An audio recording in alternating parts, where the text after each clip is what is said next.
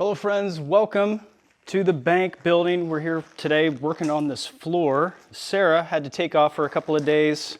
So she and I have been steady working on this. We just thought that this would be a little break from some of the other things we've been working on to simply clean the floor. It's not so simple, but we're getting to it. And there's a reason for it. It's not just to do something a little less labor intensive. It is to show you something. I wanted to reveal the floor and how actually nice it is. It's been protected for a long time underneath what I think was linoleum, and all of that has been taken up for the most part. There's a couple little chips of it around the whole entire floor, but what it did was preserve this really nice tile that still you can purchase online. I saw a couple websites that offer this. Same style, a little different colors, but that's okay. If we have any replacement parts that we need, which there will be many little tiles that we'll have to replace here, we'll be able to at least get close to matching them. They're not going to be exact, but that's okay. So, well, let's get to it here. Okay, what I'm using is this acetone, a scraper with a long blade, and this old bath towel with some sailboats on it. I think someone gave this to me when I got my sailboat a couple years ago. Acetone is probably not 100% necessary. It does help out a lot. We tried water on it. We tried some other chemicals, some mineral spirits, adhesive remover. It didn't work as well. Why do they design these lids so weird? Anyway. Let's start scraping. It evaporates really quick, and it actually tears up latex gloves too. So I try not to touch it even with the gloves on.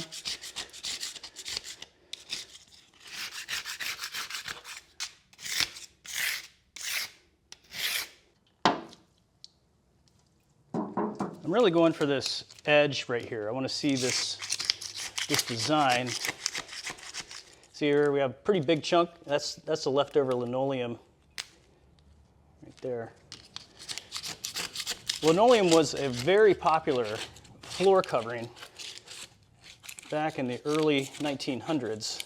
I'm not sure when it was developed, but I know it was all over the Titanic. That was a big feature of the Titanic, was linoleum floors.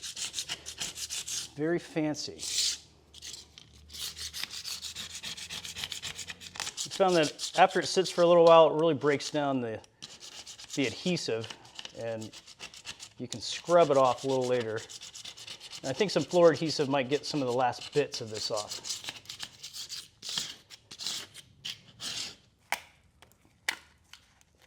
Yeah, that's definitely linoleum floor. Wonder what it looked like. We've got a lot of floor to clean up. It's not too much. It doesn't take up the whole building, but there's a lot to clean. You see how labor intensive it is. Even though it's not too difficult, it's going to take a while.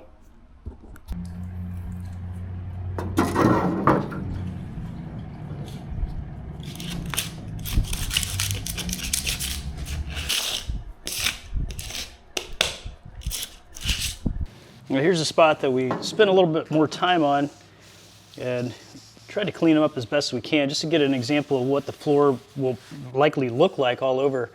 And this is looking really good. I think with a little bit of cleaning in the grout and detail brushing in here, we can make this look almost brand new. That is going to take quite a while. We have a lot of floor to clean up. It actually stops right about there. There's a line of tile, and it went back into what was a door and a hallway. Okay friends, it is time to take a break from the heat. It's very hot in the building today, and it's good timing. It's almost lunchtime, and our shipment of Factor came in today. I'm excited about this one. Sarah is a vegetarian / vegan. I have been practicing not eating so much meat in my diet over the last several months, so this is the first time we've tried the vegetarian box of Factor. Let's open it up. If you're wondering where we're at, one of our close friends here in town has given us access to his temporary place, so occasionally we'll pop over here and make lunch. Sometimes we'll stay the night here. I'm excited about this. Excited about seeing what is in the vegetarian box. It's very well packaged. Now, Factor's helped Sarah and I keep to a work schedule instead of getting sidetracked by a long lunch making process or dinner making process. Well, there's a lot in here. We try to avoid the fast food takeout trap. It gets really expensive. More ice. And it's not as healthy for you as this stuff is. So, okay, we've got our juices here and some more ice. We've got quite a bit. We have a very tiny kitchen, but you don't need much to make these. That's why I like them. Now, these are restaurant quality, chef created meals that only take a couple minutes to make. And if you can read the tiny print without glasses, good for you, but I can't. 2 minutes in the microwave, remove the top, take the thing out, and we're in business. Chef created, fresh, never frozen meals. I'm just gonna transfer it to this plate. Of course, recycle. Altogether, it took 2 minutes to cook and less than 30 seconds to prepare it on a plate. It's time to try this out. Oh yeah, that peanut sauce is killer. That's so good. Everything I've had from Factor is so good. If you want to try Factor yourself, go to factor.com or go to the link below. You can type in the code Dre'sWorld50. That's going to get you 50% off your first order and then 20% off your entire first month of orders from Factor. Again, that is factor75.com, Dre'sWorld50. That's the code that's going to get you 50% off your first order and then 20% off your first month. It's a great deal. I would do it. In fact, I do. I love this stuff. I got so excited about the food, I forgot about the juice. I just bought a juicer, so I've been making my own juice here and there. But I sure like the no mess version of juicing like this. Juice your own stuff, it gets kind of messy. It's so good. I can't say enough good things about Factor. It saved us so much time. We don't go to the grocery store as often as we did. We don't have to. It's very affordable, and they got great stuff. This juice is awesome. It really does make a lot of sense for us to use Factor and get back on the road, which is what we have to, well, I have to get back to work right now and face the heat. So let's get back to it. And we're back. Thanks to a couple of subscribers that turned me onto this listing from eBay. There's actually several people that texted me and said, hey, Dre, you got to check out this eBay listing. It's of your bank. So look at this. You see here, see at the bottom it says, Interior, the Bank of Johnston, South Carolina. And you can see that old marble and the dark marble below. And if you pay really close attention, you can see the curve in the tile there. And then up at the top in the ceiling, there's some identifying qualities there. And right there we are. I'm standing in the spot where this photograph was taken back in the 1800s. You can see where the teller window or the teller stations came right around here and continued on here. And if you look really close here, the door to the left of the photo, well, we're right there. So that's how I know that there was a doorway here that probably went down to a hallway behind the teller window, and then possibly the safe back there. I'm not really sure. This is the only evidence of the inside of the building that we have. It came in this really nice protective cover too. Someone really paid attention to the historical value. And also, another subscriber turned me onto this old check. Let me take it out of the shiny plastic so you can see it. Now, I haven't taken it out of here yet. I haven't touched this. I'm going to be very careful. But you can see here, it is from looks like 91 or 92, I think it's 1892, it says there, January 11th, and it's for $50. It's written from J.A. Owlsway, and I'm not sure who it's made out to, but the Bank of Johnston, 1892. Probably cashed the check right over there somewhere. On the back, I just noticed that there's some writing here as well. Whatever it was equaled $172.26. Here's a closer look at some of that old marble. We haven't moved this at all since we moved into the building. It's a very heavy chunks.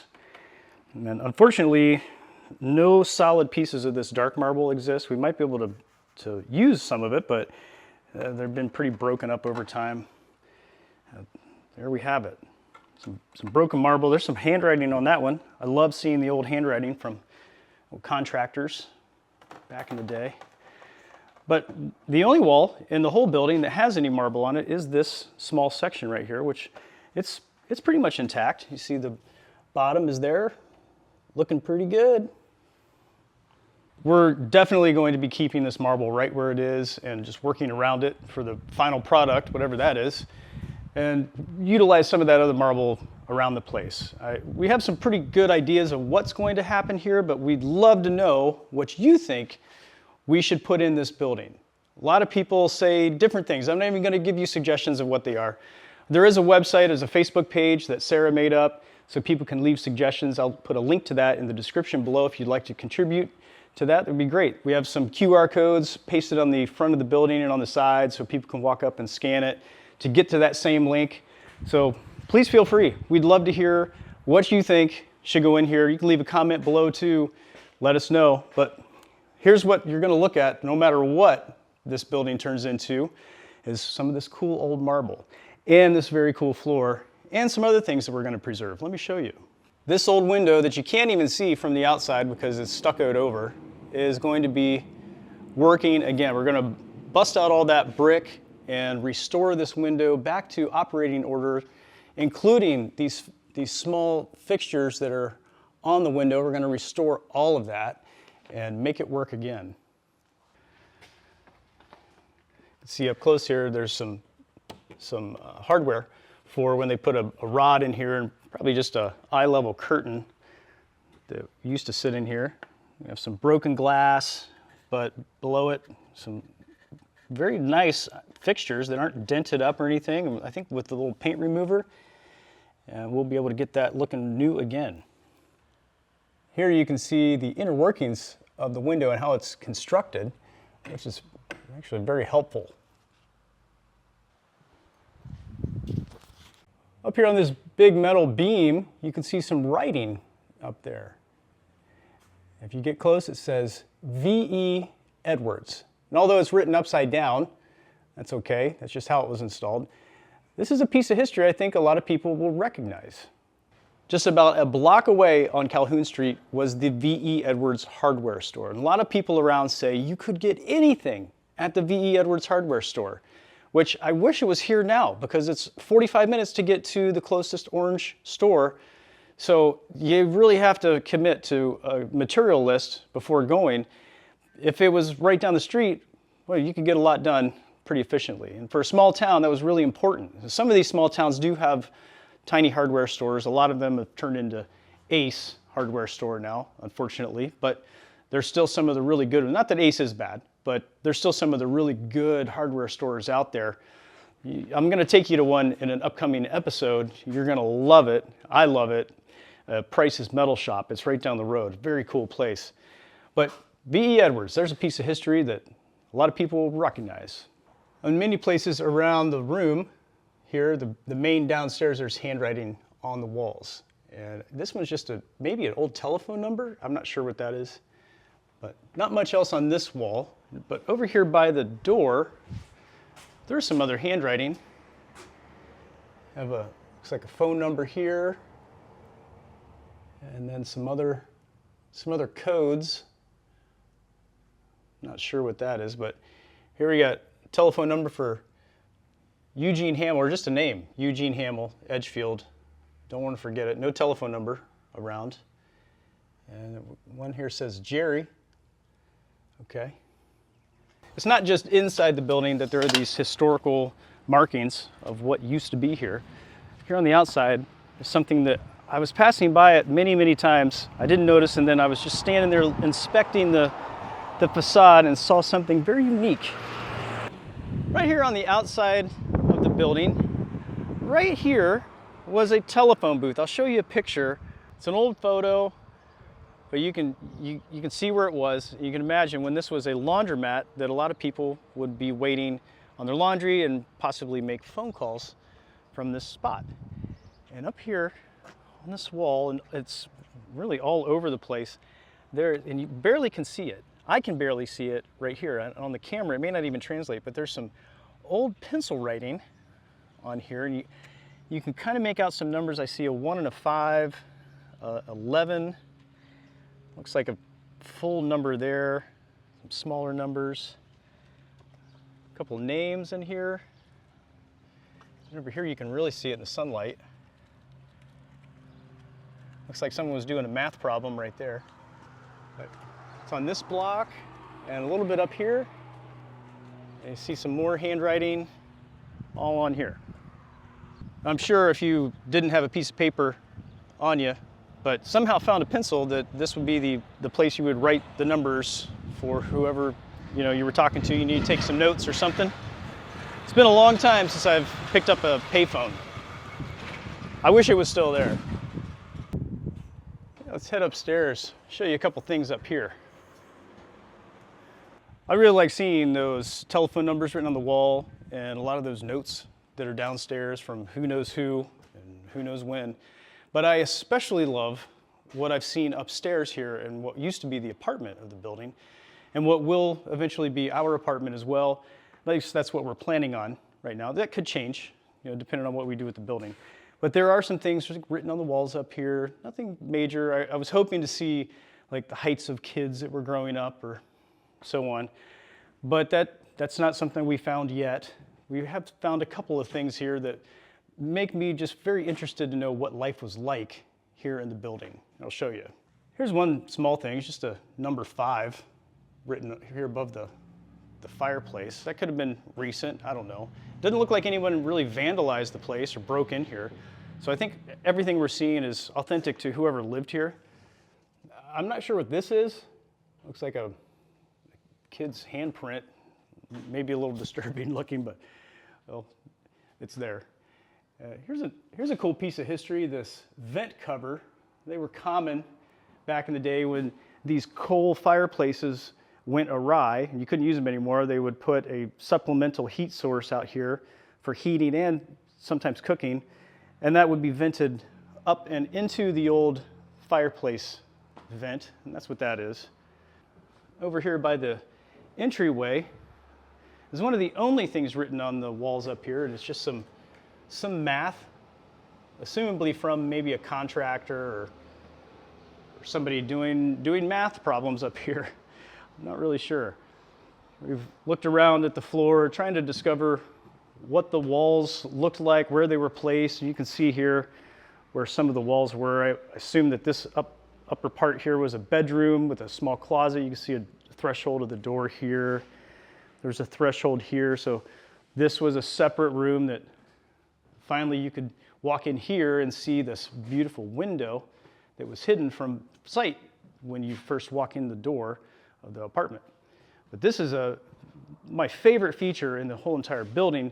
Unfortunately, there's no real markings on this, no notes or anything, but it's a beautiful piece of history nonetheless that I can't wait to get started on. Above this fireplace is another one of those old supplementary vents. They went to another heat source out here. Now that's about all that we found. I don't think there's anything else that we've seen in here. There might be some stuff like maybe up in the rafters from contractors that were working on it at the time or what have you, but we haven't seen anything else up here.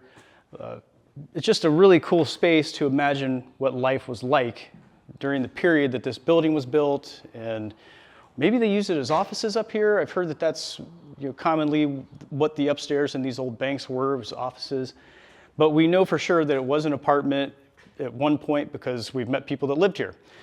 So it's a cool piece of history. I love being in this space. I spend a lot of time up here. We also found another gaggle of stuff here in the building when we moved in, and it includes this radio station license here. We've got a couple different versions of that from different years. We thought maybe there's a radio station here, but this is a ham radio station, which we thought was very cool as well. And we found these stamps from the Waits Motor Company, as you can probably see right there. Probably still good too. And then this corporate record. I love that. But these are organizational and accounting forms, it says here, from the Waits Motor Company.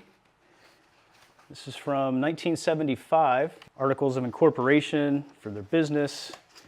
The first meeting. This is a very well organized book. I haven't actually looked through this before. First meeting was August 1975, 10 a.m. Hot day, I bet. President, vice president, and secretary. It looks like a family affair. There. Pretty neat to see this.